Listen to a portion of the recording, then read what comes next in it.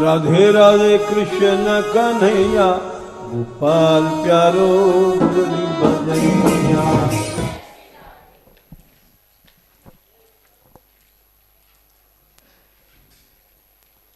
प्रसंग चल रहा है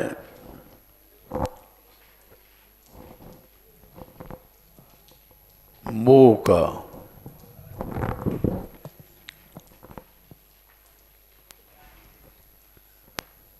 मोह के अनेक कारण होते हैं।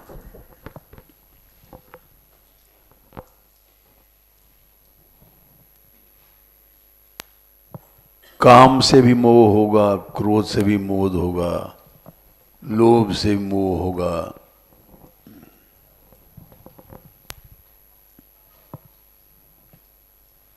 ऐश्वर्य से भी मोह होगा,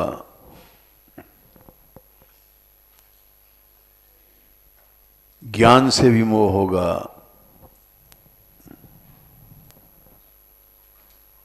मोह के अनेक कारण होते हैं।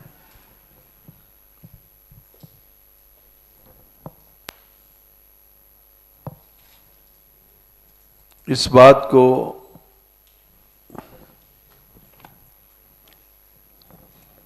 आठवें स्कंद में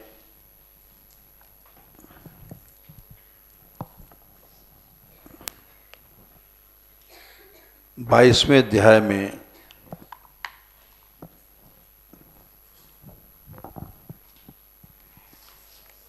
कहा गया है।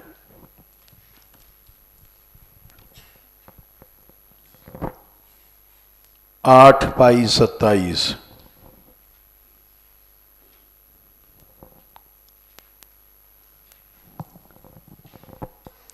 और 26वें में कहा गया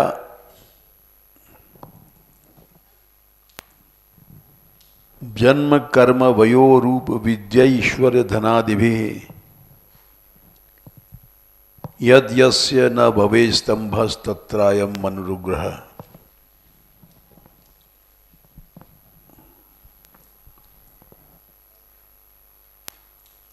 जन्म, अच्छे परिवार में जन्म लेना, कर्म, अच्छे कर्म करना, वय माने जवानी, रूप सब लोग जानते हैं, चक्षु आंख का भोजन है रूप, विद्या पढ़ना लिखना, ये लौकिक विद्याएं हैं, और पारलौकिक विद्या है ब्रह्म विद्या।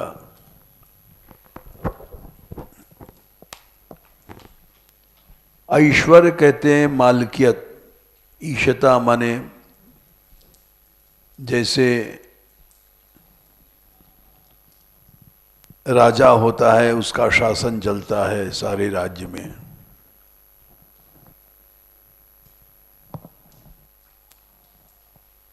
या महंत होता है साधु समाज में, उसका भी सारे स्थान में लोग आदर करते हैं, शासन मानते हैं।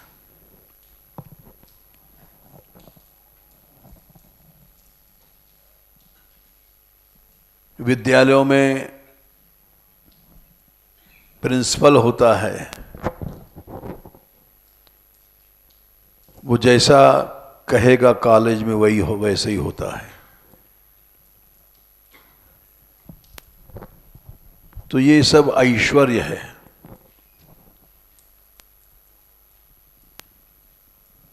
ईशता,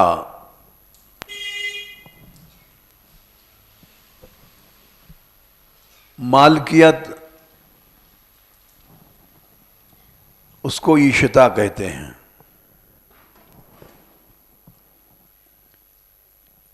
परिवार में जो बड़ा बूढ़ा होता है, माता पिता या पति, उसकी इच्छा चलती है।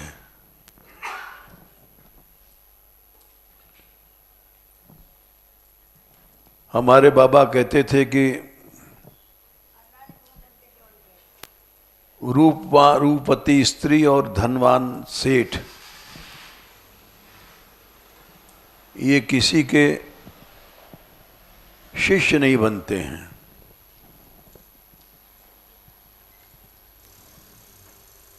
ये क्योंकि इनके अंदर मद होता है।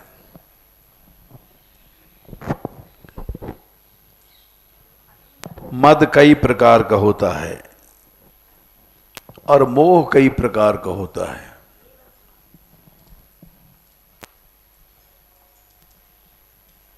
इस विषय को समझना चाहिए।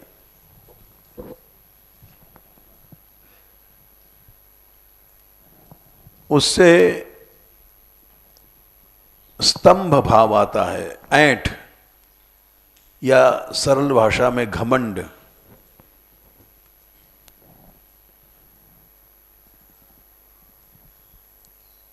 तो भगवान ने कहा ब्रह्मा जी से कि मैंने बलि को दान लेकर के और इसको सब कुछ छीन लिया, वारुण पास से बांध दिया, और तुमने प्रश्न किया कथम आरती मृच्छेत,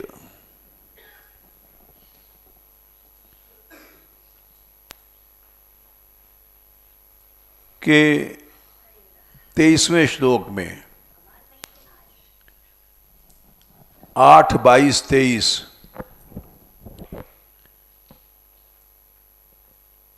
कि 3 लोग का इसने दान दिया,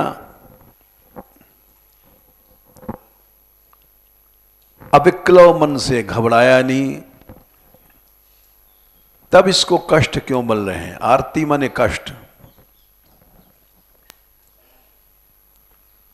ब्रह्मा जी को भी एक तरह का मोह हो गया। ये मोह क्या है, इसको समझना चाहिए। मुह वैचित्य धातु से मोह शब्द बना है।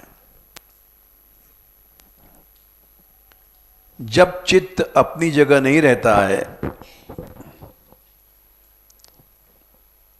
तो उसको मोह कहते हैं। जब अपनी जगह नहीं रहे तो जो कुछ सोचेगा गलत सोचेगा।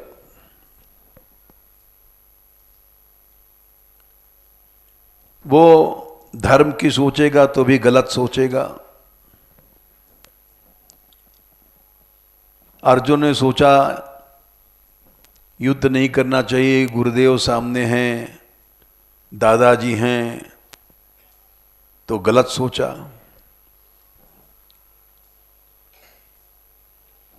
और स्वयं उन्होंने कहा कि कार्पण्य दोषोपहत स्वभाव पृच्छामि त्वाम धर्म सम्मूढ़ चेता। धर्मों ने हमारे चित्त को मूढ़ बना दिया, और मूढ़ नहीं सम्मूढ़। ऐसा मोह छा गया है कि हाथ से धनुष छूट रहा है, पकड़ नहीं सकता मैं, शरीर कांप रहा है, पसीना आ रहा है।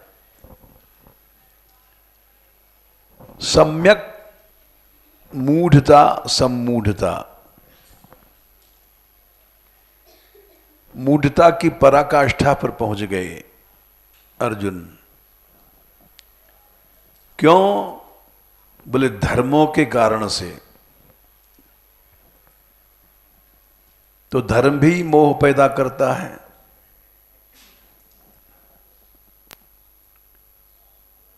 मोह के अनेक कारण होते हैं। जब चित्त अपनी जगह से हट जाता है तो जो कुछ भी सोचेगा समझेगा गलत समझेगा। जैसे आप लोग उदाहरण एक दे रहे हैं, उसको समझ सकते हैं। आंखें हैं, देख रही हैं, ये सफ़ेद धोती है, ये लाल धोती है, ये ऐसा है, सब समझ में आ रहा है। लेकिन अगर इस आँख को जरा से आप दबा दें,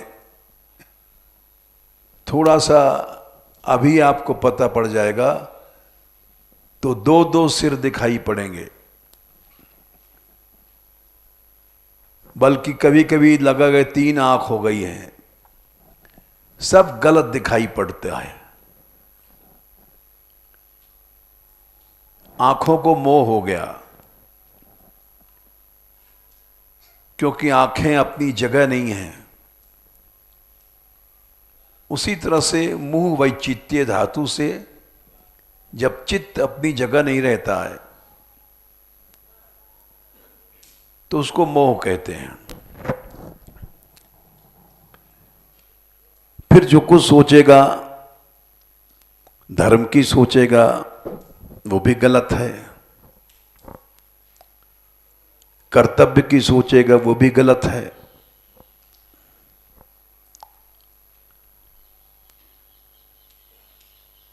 अभी कल यही हम समझा रहे थे। एक व्यक्ति था सोंद का, वो प्रधान बनने के पहले 3 साल पहले जो चुनाव हुआ था, आया था। हमने कहा तुम शुभ संकल्प करो, जीतोगे।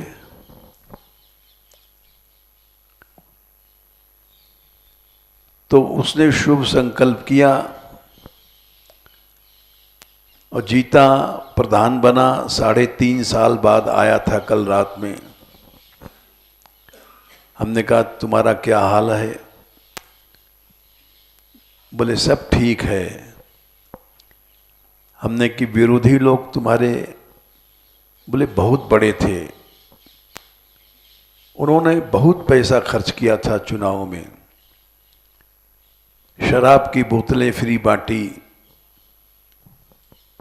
जाने क्या क्या किया, लेकिन हम जीते और अब उन सब का प्रभाव खत्म है। हमने कहा देखो भाई, फेरी चल रही? बोले हाँ, प्रभात फेरी चल रही है। हमने कहा इसी तरह से समझो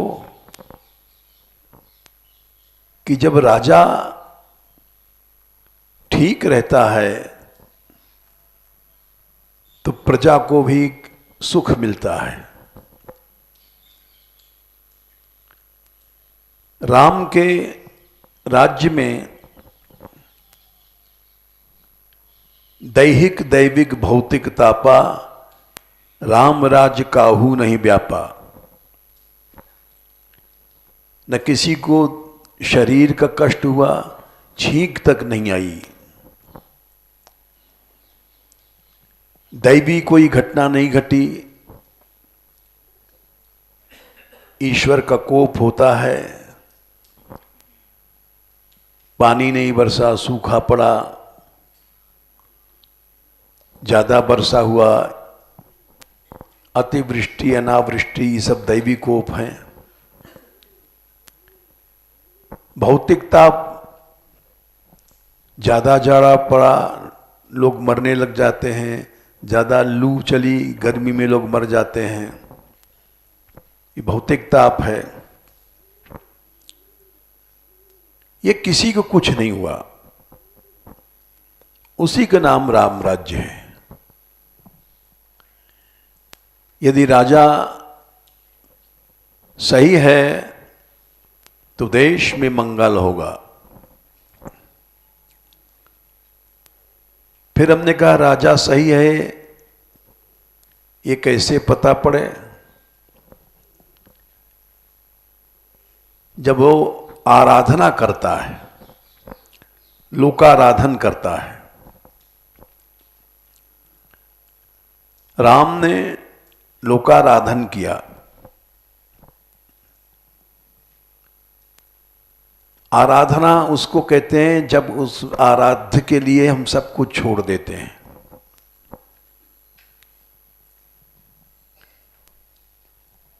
उसको आराधना कहते हैं।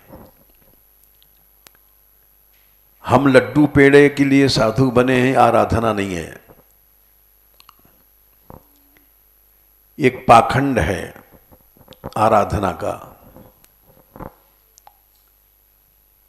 सेवक वही है, सेवक हित सेवक सेवकाई, करे सकल सुख लोभ बिहाई। जो अपने सुख को नहीं सोचता है, क्या भोजन क्या शयन, ये सब नहीं सोचता है। ये सब सोचा तो सेवक नहीं है।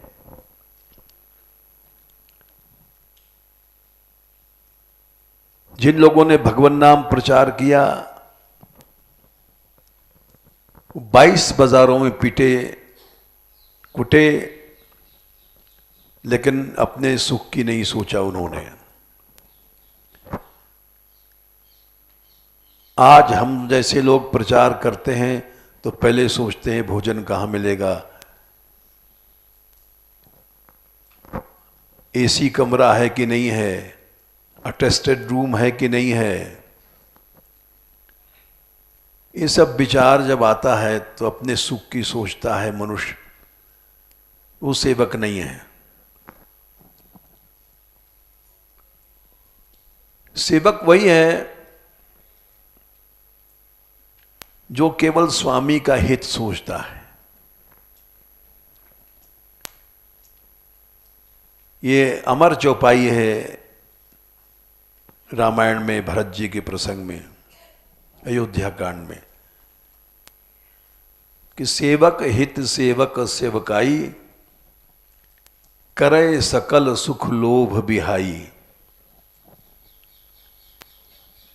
अपने सुख की इच्छा आ गई, अपने शरीर का सुख, अपने इंद्रियों का सुख, मन का सुख, लोभ आया कि हमारा नाम होगा, पैसा मिलेगा, यश मिलेगा, वो सेवक नहीं है, वो तो व्यापारी है। हम लोगों ने सेवा का ढोंग बना रखा है। जहां सुख सुविधा मिलती है वहीं रहते हैं, वहीं जाना चाहते हैं। जो अपने सुख की नहीं सोचे, लोभ की नहीं सोचे, बिहाई मने छोड़ करके चलता है, वो है सेवक।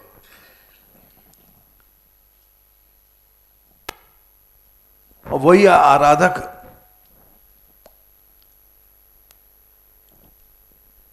दास ही आराधना करता है। दास वही है जो अपने सुखों को और लोभों को छोड़ देता है। सेवक हित सेवक सेवकाई, करे सकल सुख लोभ बिहाई। एक चौपाई में दास धर्म गोसाई जी ने रख दिया। दास बनना है तो इस चौपाई को थर्मामीटर बना करके तौलो। तुमको सुख की जरा भी इच्छा है, शरीर का सुख, मन का सुख, इंद्रियों का सुख, तो तुम सेवक नहीं हो। लोभ है यश का, नाम का, धन का, तो तुम सेवक नहीं हो, व्यापारी हो। यस्त आशीष आशास्ते न स भृत्या स वै वणिक। प्रहलाद जी ने कहा है 7वें स्कंद के 10वें अध्याय के शुरू में। वणिक सारा समाज बनिया बन गया। यद्यपि कहने में बुरा लगता है, साधु बनिया बन गए, धर्माचार्य बनिया बन गए। कल एक प्रसंग हमने कहा था, इसे मुरली से लिख दो कि सच्ची आराधना क्या है। कुछ शब्द लिखवाना चाहते थे, लिखवा नहीं पाए। जाते समय इसने दिखाया नहीं क्या लिखा है। कड़वा शब्द लिखाना चाहते थे। आज 30-30 लाख के कुनवाड़े भोग हो रहे हैं।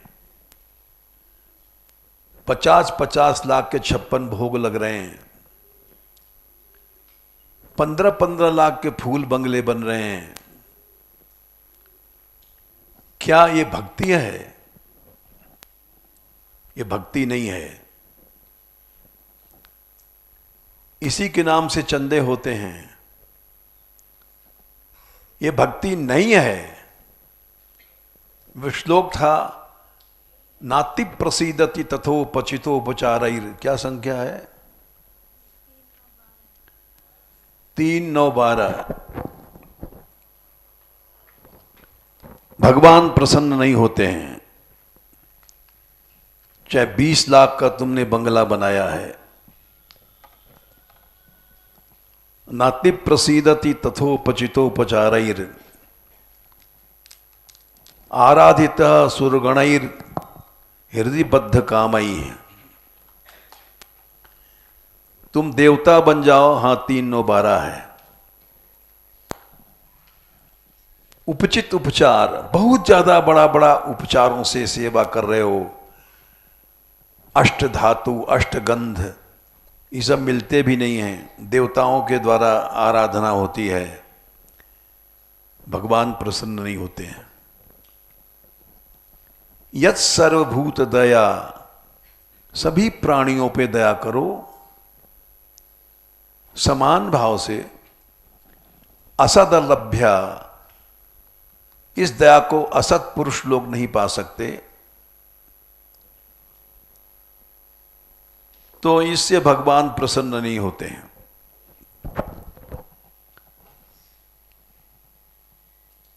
अब वो कुनवाड़ा, फूल बंगरा, 56 भोग, ये सब नाम नहीं दिए गए, लेकिन आज विचार आया ये सब भी देना चाहिए। किसी पर हम चोट नहीं कर रहे हैं, लेकिन सही बात बता रहे हैं कि यदि हम समाज में विषमता फैलाते हैं तो भगवान नाराज होगा। ये अधर्म है। का क्षेम निज परयो हो, 6वें स्कंद में कोई कल्याण इससे नहीं होगा। इन चीजों से क्षेम माने कल्याण। और हो क्या रहा है? बड़े बड़े 56 भोग लगते हैं, कल्याण कुछ नहीं हो रहा है। समाज का कल्याण नहीं होता है। बड़े बड़े कुनवाड़े लग रहे हैं, कल्याण नहीं होता है। केवल लोग खा पी के चले जाते हैं। कोई कल्याण नहीं होगा। का क्षेम, क्षेम माने कल्याण। कियान अर्थ स्वपर द्रुहा धर्मेण, क्या संख्या है? हैं 6-16-42। वाह, बहुत अच्छा किया, बता दिया। ये सब गुत्थियां हैं, इनको जानना चाहिए। ठीक है।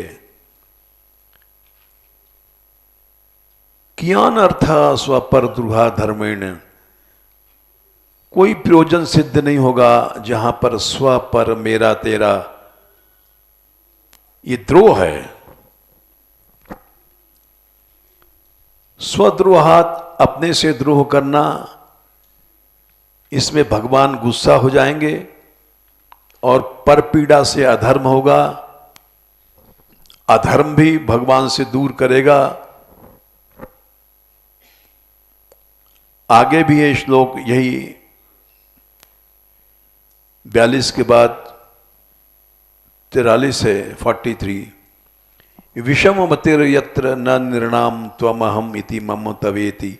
मैं तेरा, ये बुद्धि, विषम बुद्धि जहां नहीं है, विषम बुद्धि से जो तुम करोगे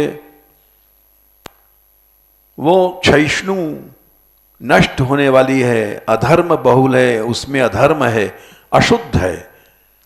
हम लोग अशुद्ध चीज सिखा रहे हैं, भेद दृष्टि दिखा रहे हैं, सिखा रहे हैं। इससे न हमारा कल्याण होगा, न समाज का कल्याण होगा, न देश का कल्याण होगा। विनाश होगा देश का, समाज का। गुसाई जी ने कहा है एक जगह उत्तरकांड में कि जब मनुष्य, जहां कलयुग का वर्णन आता है,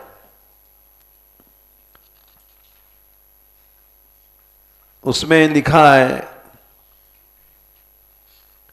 उत्तरकांड 101, तामस धर्म करहि नर, जप तप व्रत मखदान, देव न बरसई धरनी, बये न जामई धान। समय पर वर्षा नहीं होगा और अन्न में अन्न भी पैदा नहीं होगा। बोले क्यों?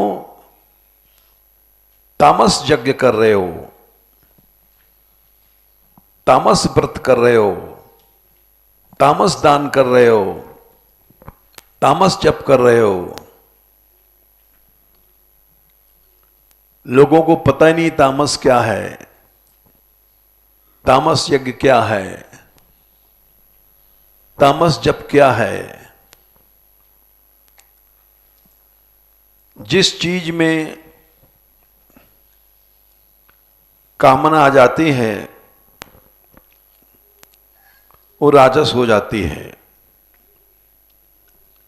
18/24। और जिस चीज में परिणाम में क्षय है, हिंसा है, वो तामस है। 18/25। ये मेरा तेरा क्षय है। कई जगह भगवान ने कहा है, लेकिन हम जैसे मूर्ख लोग समझ ही नहीं पाते हैं और इसी को धर्म मान रखा है, विषम बुद्धि के।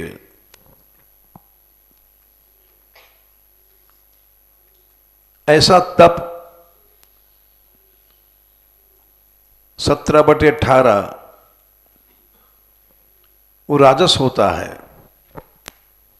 सत्कार की इच्छा, सम्मान की इच्छा, हमारा सम्मान होए, हम पूजे जाएं, इस दृष्टि से जो तप किया गया या दंभ से, वो राजस है।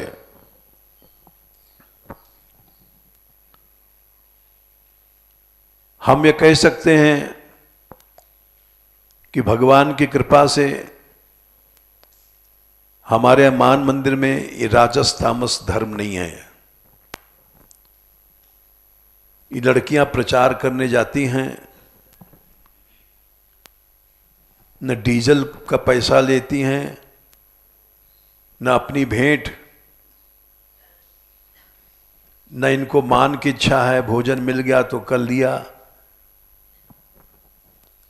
ये शुद्ध धर्म है। कामना को छोड़ के चलोगी, इससे भगवान प्रसन्न होगा। और नहीं तो ऐसा जब नहीं करोगी तो भगवान उस अधर्म से सद्रोहात तव कोपः, भगवान गुस्सा हो जाएगा। क्या संख्या? 6 16 42। भगवान गुस्सा हो जाएगा और अधर्म होगा। आज समाज में हम लोग नाम के लिए, यश के लिए सब कर रहे हैं, इससे भगवान कोप करता है। भगवान प्रसन्न नहीं होता। ये आराधना नहीं है। भगवान जिससे नाराज हो जाए वो आराधना नहीं है। आराधना वो होती है भगवान प्रसन्न हो जाए। आराधना क्या है? राध संसिद्धौ धातु से राधन बनता है। आ उपसर्ग लग गया, आसमंतात सिद्धौ, भगवान वश में हो गया, चारों तरफ से तुम्हारे वश में हो गया। तुम नचाओगे तो नाचेगा, तुम गवाओगे तो गाएगा।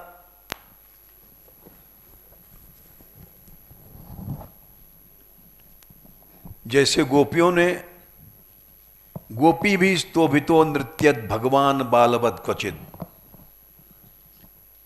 10-11 में गोपियां कहती हैं नाच, तो नाचते थे कृष्ण। कहती थी गा, तो कन्हैया जी गाते थे।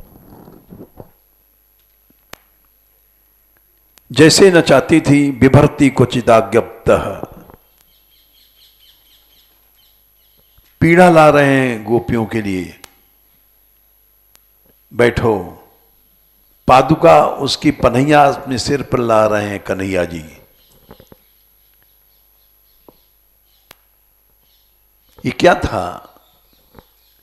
ऐसी आराधना किया कि भगवान सिद्ध हो गया। और हम जैसे लोग ऐसा काम करते हैं जिससे भगवान गुस्सा हो जाए। सद्रोहात तब गोपः परिपीड्या च अधर्मः,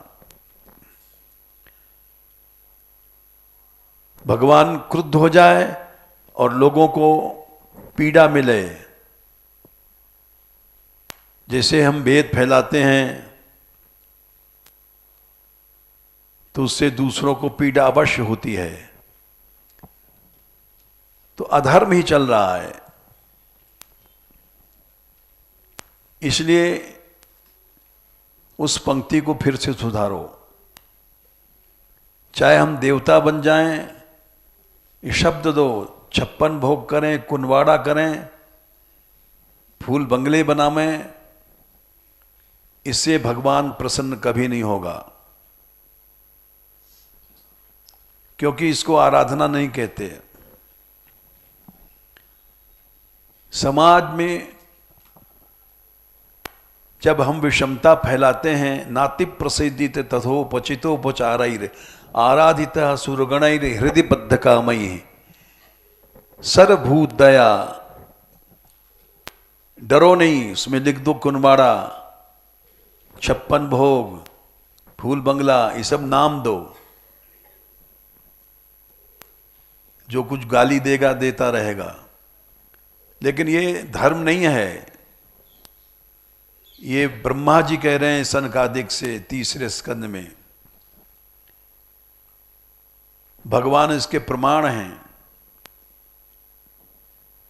इन सब को कहने वाला समाज में किसी में हिम्मत नहीं है। और ये खूब चल रहा है समाज में। 56 भोग के नाम के चंदे होते हैं, अन्नकूट के नाम के चंदे होते हैं, और एक बिजनेस बन गया, उसमें बचाते हैं हम लोग। ये कोई धर्म नहीं है। इसलिए निडरता से इन शब्दों को लिखो। ये सब तामस धर्म है, इससे देश का नुकसान है, समाज का नुकसान है। अरे एक प्रसंग और बता दें, रावण गया मारीच के पास। वाल्मीकि रामायण में ये श्लोक आता है।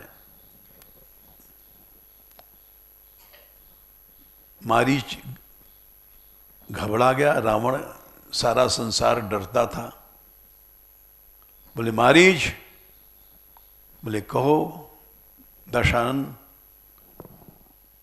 तुम जाओ कपट का हिरण बनो सोने का, और सीता लोभ में आएगी तो राम को मारने के लिए भेजेगी, राम तुम्हारे पीछे दौड़ेंगे, मैं सीता को हरण कर लूंगी।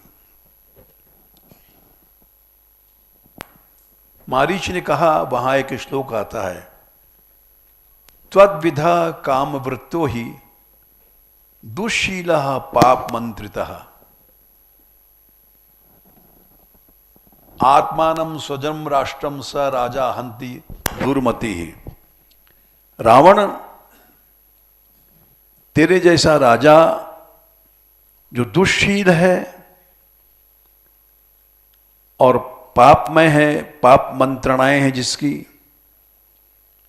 वो अपना नाश करता है, देश का नाश करता है, समाज का नाश करता है। इतना ज्ञान तो राक्षसों को था, इतना ज्ञान हम लोगों को नहीं है।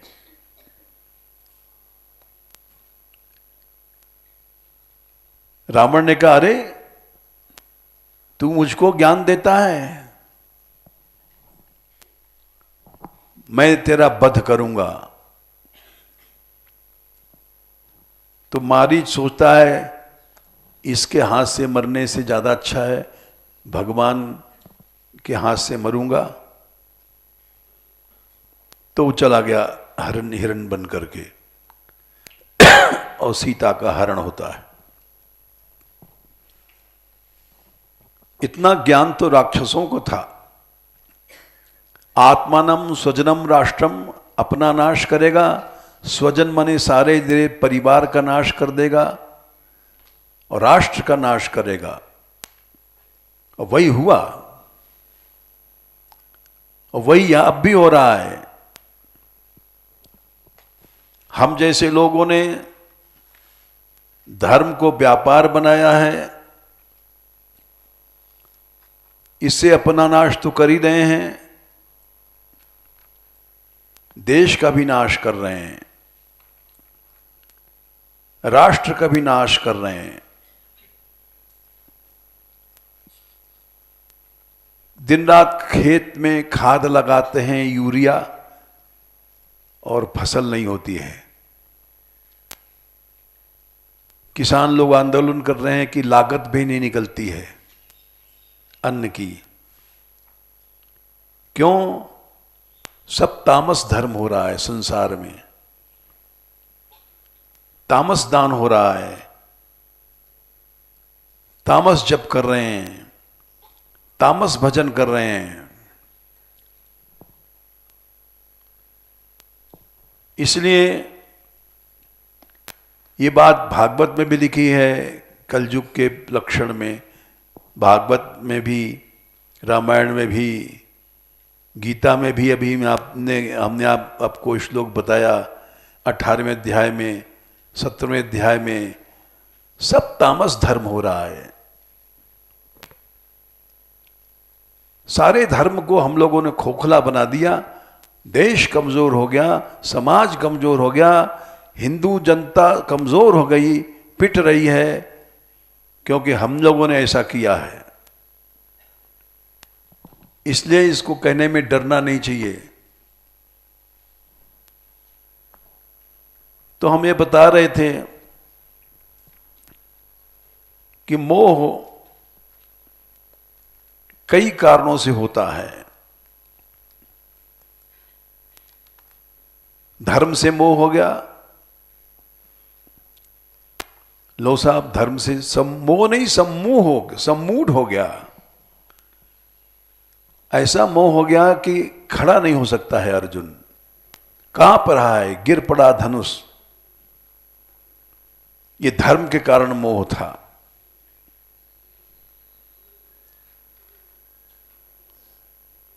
जन्म के कारण मोह होता है। हम अच्छे परिवार में जन्म ले रहे हैं। कर्म का कारण मोह होता है, हमने बड़ा वैराग किया, त्याग किया, तपस्या किया। वय माने जवानी में मोह हो जाता है। रूप से मोह हो जाता है। जैसे उर्वशी जा रही थी चंद्रमा के पास, चंद्रमा सबसे सुंदर है। बीच में नलकूबर मणिग्रीव मिल गए, ये ज्यादा सुंदर थे। ब्रह्म वैवर्त में कथा आती है, चंद्रमा को छोड़ दिया उसने और नलकूबर से रमण करने लग गई। बोले स्त्रियों की आदत होती है, ज्यादा रूपवान मिल गया तो अपने पति को छोड़ देंगी। परसों एक लड़की आई थी कहीं की, उसने अपने पति को छोड़ रखा है अपने प्रेमी के पीछे, और यहां आकर के उसने शरण मांगा। हमको पता नहीं था, हमने कहा ठीक है तुम रहो।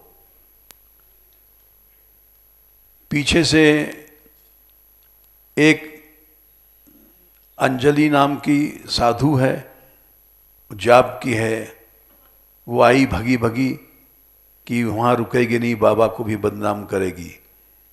वो आई यहाँ पर, उसके मुंह पर कह गई, तू यहाँ रह नहीं पाएगी, तू तो वहाँ जाएगी उसके पास। सब उसके मुंह पर कहा और उसको दबना पड़ा। बोली कि मैं क्या करूं। वो कह रहा है कि मैं तेरे बिना जी नहीं सकता, मरूंगा तो हत्या कर लेगा, मुझे पाप लगेगा। हमने कहा उसका मरना धर्म है। वो अगर पाप तू समझेगी, पाप तो तू कर रही है, पाप में सहायता दे रही है।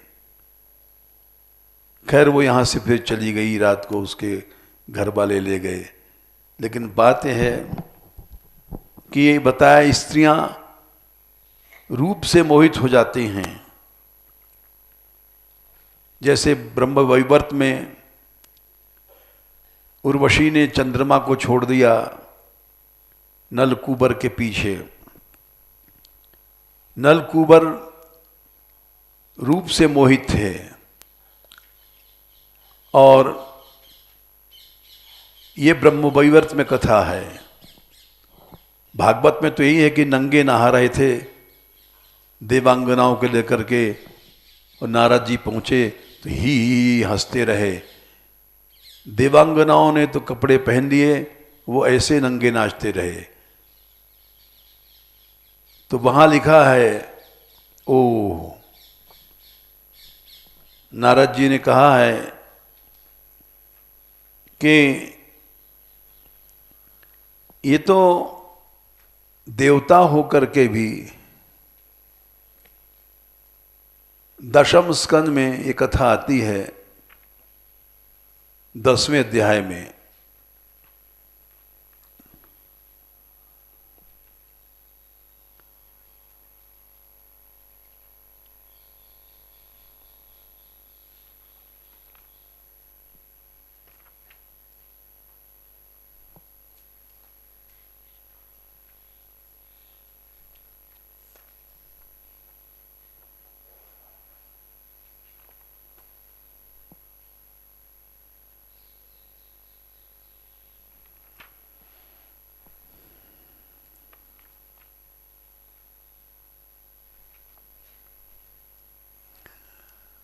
नारद जी कहते हैं 10-10-7 मदिरा से मत, शराब से और श्रीमद से अंधे थे। श्री कहते हैं रूप को, श्री कहते हैं शोभा को, ये मद है और उससे अंधे हो गए थे। तब नारद जी कहते हैं ओ हो ये श्रीमद और मद का अभिमान स्त्री, द्यूत, आसव, मदिरा, ये सब मनुष्य को अंधा कर देते हैं।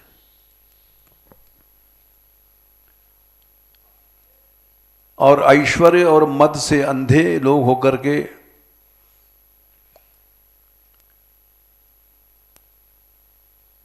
वे लोग इस शरीर को सब कुछ समझ लेते हैं।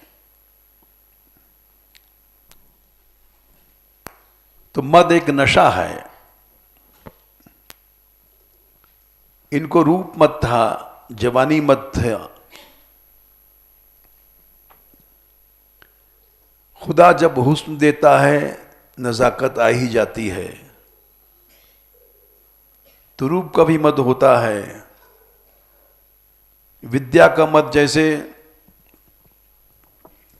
बृहस्पति के पास ये लोग पढ़ने गए विद्या लेने के लिए, वसु लोग, और वहां पांव फैला करके गुरु जी की तरफ बैठ गए।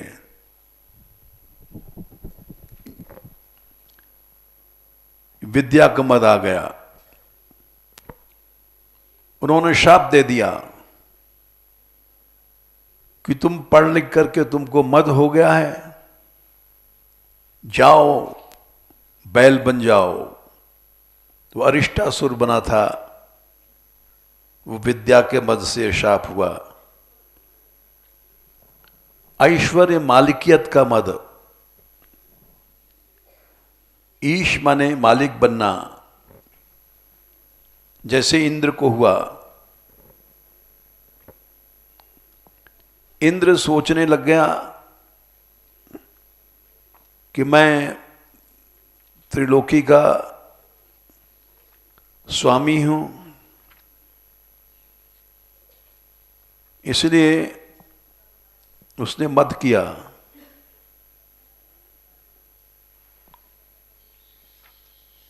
और उसके बाद भगवान ने सोचा कि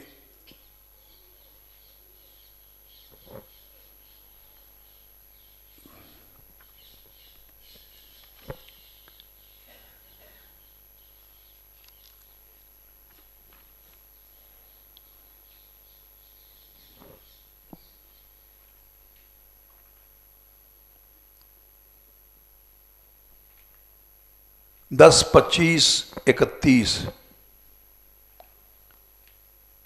सर्प दर्पम जिघांसता।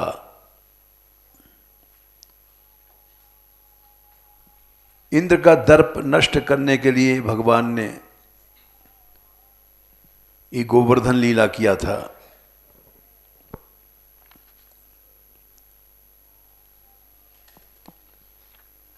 उन्होंने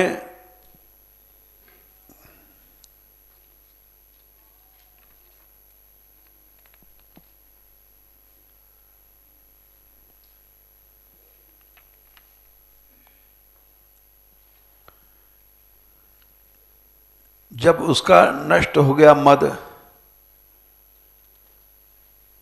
तो भगवान ने 27वें अध्याय में कहा है, 10, 27, 15, मैंने तेरा यज्ञ निष्ठ किया कि तू मुझे भूल न जाए। 16वां श्लोक है, माम ऐश्वर्य श्रीमदांधो दंड पाणिम न पश्यति। ऐश्वर्य और श्री, इसके मद से मनुष्य अंधा हो जाता है।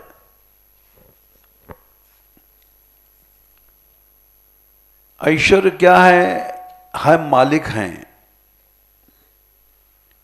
हमारा शासन है।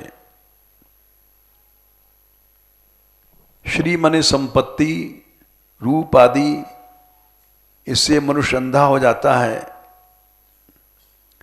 और भूल जाता है कि हमारे सिर पर भगवान है, डंडा लेकर के खड़ा है।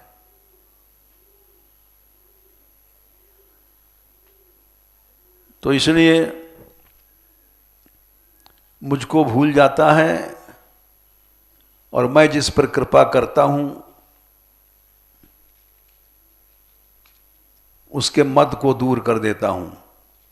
भ्रंश्यामि संपद्भ्यो, संपत्तियों से दूर कर देता हूं।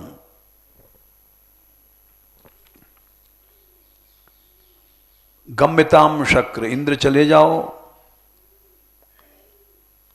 और शासन करो स्तंभ से रहित होकर के। घमंड कभी नहीं करना।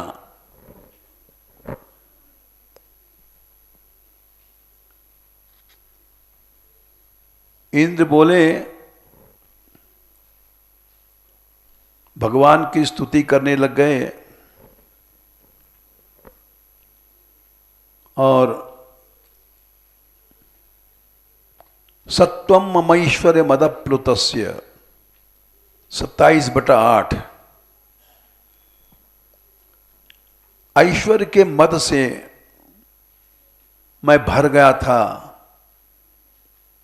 इन्हें ऐश्वर्य क्या है? मैं तीनों लोक का स्वामी हूं, ये मद हो गया। मद से मोह होता है।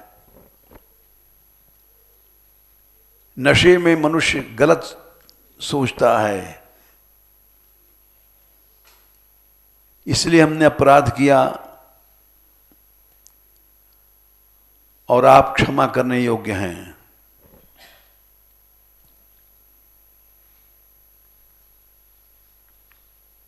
भगवान ने पहले भी कहा था, जब ब्रजवासी लोग शरण में गए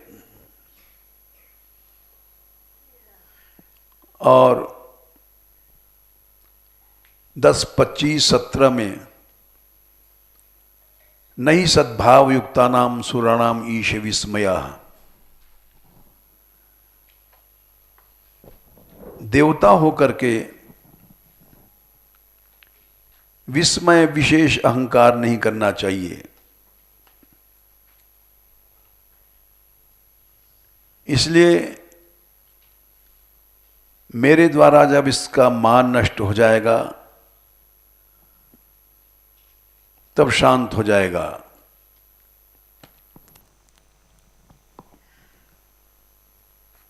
तो यहां 8, 22, 26 में जन्म, कर्म, जवानी, रूप, विद्या, ऐश्वर्य, धन आदि, इससे स्तंभ आता है, ऐंठ। और मान मने अहम, स्तंभ मने ऐंठ के निमित्त जो 7 कारण बताए हैं, अगर मोह न हो तो मेरा भक्त है। यानी मान, स्तंभ वगैरह मोह पैदा करते हैं। फर्क समझ लो मद में और मोह में। मद एक नशा है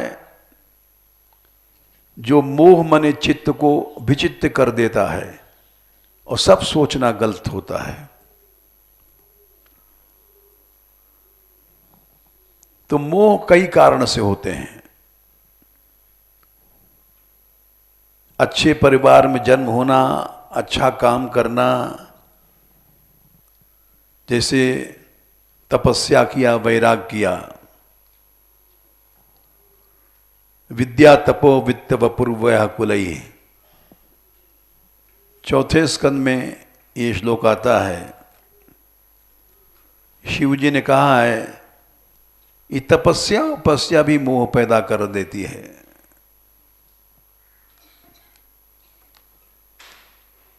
और जीव का नाश कर देती है।